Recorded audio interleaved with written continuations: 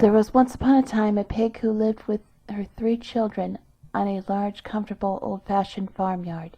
The eldest of the little pigs was called Brownie, the second Whitey, and the youngest and best-looking Blackie. Now Brownie was a very dirty little pig, and I am sorry to say spent most of his time rolling and wallowing about in the mud. He was never so happy as on a wet day, when the mud in the farmyard got soft and thick and slab. Then he would steal away from his mother's side, and finding the muddiest place in the yard, would roll about in it and thoroughly enjoy himself. His mother often found fault with him for this, and would shake her head sadly and say, "Ah, Brownie, some day you will be sorry that you did not obey your old mother." But no words of advice or warning could cure Brownie of his bad habits. Whitey was quite a clever little pig, but she was greedy. She was always thinking of her food and looking forward to her dinner, and when the farm girl was seen carrying the pail across the yard, she would rise up on her hind legs and dance and caper with excitement. As soon as the food was poured into the trough, she jostled Blackie and Brownie out of the way in her eagerness to get the best and biggest bits for herself. Her mother often scolded her for her selfishness, and told her that some day she would suffer for being so greedy and grabbing. Blackie was a good, nice little pig, neither dirty nor greedy. He had dainty ways, for a pig, and his skin was always as smooth and shining as black satin. He was much cleverer than Brownie and Whitey, and his mother's heart used to swell with pride when she heard the farmers' friends say to each other that some day the little black fellow would be a prize pig.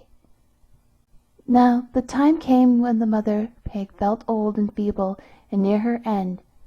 One day she called the 3 little pigs round her and said, "My children, I feel like I'm growing old and weak, and that I shall not live long.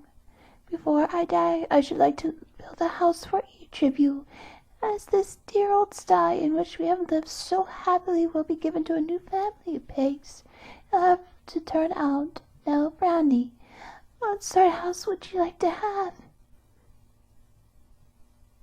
"A house of mud," replied Brownie, looking longingly at a wet puddle in the corner of the yard. "And you, Whitey?"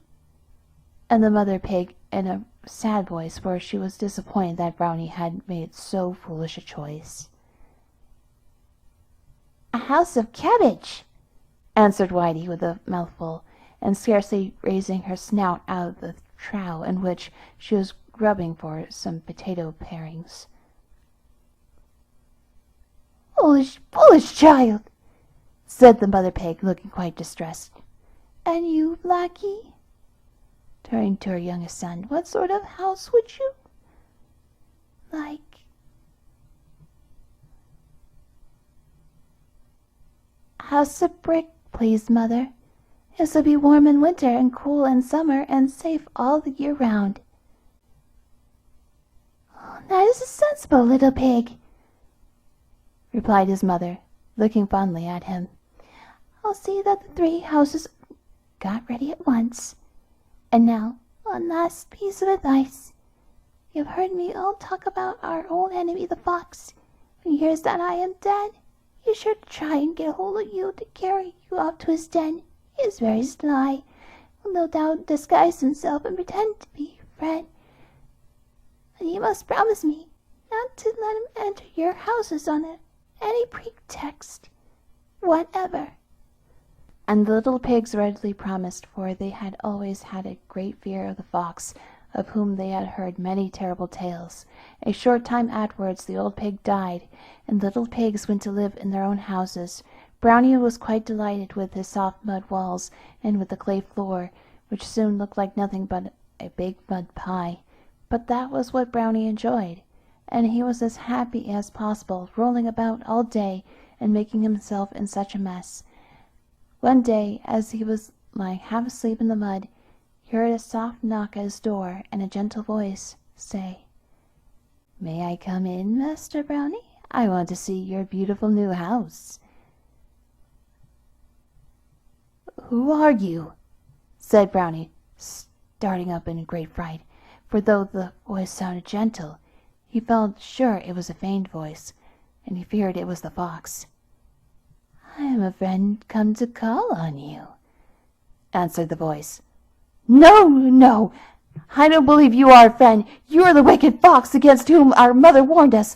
I won't let you in," replied Brownie. "Oh, is that the way you answer me?" said the fox, speaking very roughly in his natural voice. "We shall soon see who is master here." And with his paws he set to work and scraped a large hole in the soft mud walls. A moment later he had jumped through it, and catching Brownie by the neck, flung him on his shoulders, and trotted off with him to his den. The next day, as Whitey was munching a few leaves of cabbage out of the corner of her house, the fox stood up to her door, determined to carry her off to join her brother in his den. He began speaking to her in the same faint, gentle voice in which he had spoken to Brownie, but it frightened her very much when he said, "I am a friend come to visit you, and have some of your good cabbage for my dinner." "Please don't touch it!" cried Whitey in great distress. "The cabbages are the walls of my house, and if you eat them you'll make a hole, and the wind and rain will come and give me a cold. Do go away! I'm sure you are not a friend, but our wicked enemy the fox." And poor Whitey began to whine and to whimper, and to wish that she had not been such a greedy little pig, and had chosen a more solid material than cabbages from her house. But it was too late now. In another minute the fox had eaten his way through the cabbage walls, and had caught the trembling, shivering Whitey, and carried her off to his den. The next day the fox started off for Blackie's house, because he had made up his mind that he would get the 3 little pigs together in his den, and then kill them, and invite all his friends to a feast. But when he reached the brick house he found that the door was bolted and barred, so in his sly manner he began, "Do let me in, dear Blackie. I've brought you a present of some eggs that I picked up in a farmyard on my way here." "No, no, Mr. Fox," replied Blackie. "I'm not going to open my door to you. I know your cunning ways. You've carried out poor Brownie and Whitey, but you are not going to get me." At this the fox was so angry that he dashed with all his force against the wall, and tried to knock it down, but it was too strong and well built, and though the fox scraped and tore at the bricks with his paws, he only hurt himself, and at last he had to give it up and limp away with his 4 paws all bleeding and sore.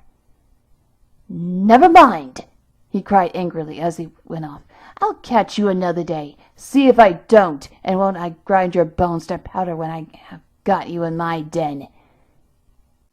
And he snarled fiercely and showed his teeth. Next day Blackie had to go into the neighboring town to do some marketing and to buy a big kettle. As he was walking home with it slung over his shoulder, he heard a sound of footsteps stealthily creeping after him. For a moment his heart stood still with fear, and then a happy thought came to him. He had just reached the top of a hill, and could see his own little house nestling at the foot of it among the trees. In a moment he had snatched the lid off the kettle, and had jumped in himself. Coiling himself round, he lay quite snug in the bottom of the kettle, while with his foreleg he managed to put the lid on, so that he was entirely hidden. Little kick from the inside, he started the kettle off, and down the hill it rolled full tilt, and when the fox came up, all that he saw was a large black kettle spinning over the ground at a great pace.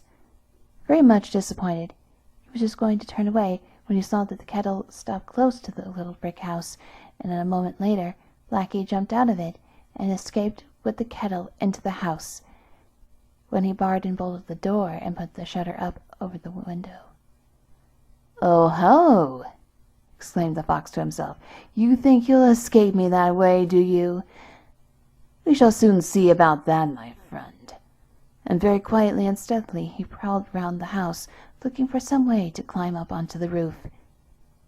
In the meantime Blackie had filled the kettle with water, and having put it on the fire, sat down quietly, waiting for it to boil. Just as the kettle was beginning to sing, and steam to come out of the spout, he heard a sound like a soft muffled step, patter, patter, overhead, and the next moment the fox's head and forepaws were seen coming down the chimney. But Blacky very wisely had not put the lid on the kettle, and with a yelp of pain the fox fell into the boiling water, and before he could escape, Blacky had popped the lid on, and the fox was scalded to death. As soon as he was sure that their wicked enemy was really dead, and could do them no further harm, Blacky started off to rescue Brownie and Whitey. As he approached the den, he heard piteous grunts and squeals from his poor little brother and sister, who lived in constant terror of the fox killing and eating them. But when they saw Blacky appear at the entrance to the den, their joy knew no bounds. He quickly found a sharp stone and cut the cords by which they were tied to a stake in the ground, and then all three started off together for Blacky's house, where they lived happily ever after, and Brownie quite gave up rolling in the mud, and Whitey ceased to be greedy, for they never forgot how nearly these faults had brought them to an untimely end.